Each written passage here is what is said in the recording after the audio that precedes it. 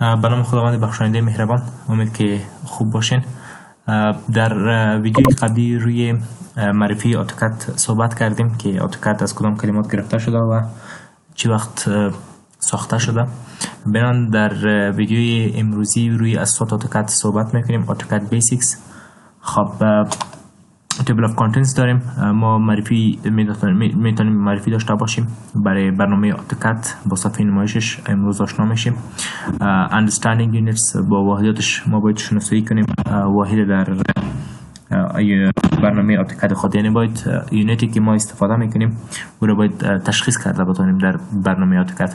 به این ترتیب بعضی دراینگ های بیسیک و بسیار ابتدایی را باید در برنامه آتوکد رسم کرده بتونیم. آبجکت اسنپ را بتونیم استفاده کنیم. به این ترتیب لیر و بلاک همراهش آشنایی پیدا کنیم. دایمنشن بتونیم اندازه گذاری کنیم. اگر ما یک دراینگ داشته باشیم در برنامه آتوکد خود، باید به شکل درست دایمنشن از او انجام داده بتونیم. و در اخیر ما باید امو دراینگی را که ترسیم میکنیم در برنامه آتوکد باید بتونیم پلاتینگ یا پرینت بتونیم به شکل PDF، یعنی باید به شکل PDF تبدیلش کنیم. خود فرمت آتوکد DWG است، ما بتونیم DWG رو به PDF تبدیل کنیم و پرینت بسازیم.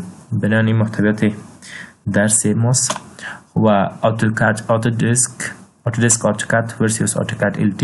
تفاوت AutoCAD LT با Autodesk AutoCAD چی است؟ خب AutoCAD در دو شکل در بازار موجود است. یکی از کامپلیت ورژن از که ما Autodesk AutoCAD میگیم، یکی از AutoCAD LT که ورژن LT است و این لایتر ورژن از AutoCAD است.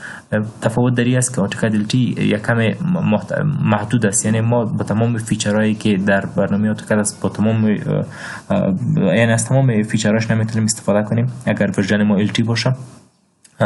در کل میتونیم استفاده کنیم بیسیک هایش، مثلا اون فیچرهایی که بیسیک و ابتدایی است از او استفاده کردن میتونیم، ولی بعضی فیچرهای ادوانس اگر بخوایم استفاده کنیم باز از AutoCAD LT اگر ورژنش LT باشه باز ما محدود هستیم و نمیتونیم استفاده کنیم. بنان ما ست اپش براتون در صنف شریک کرده بودم از Autodesk AutoCAD 2021 که کامپلیت ورژن است. بنان خوب است که همون همراه خود داشته باشین و او را در کامپیوتر خود نصب کنین.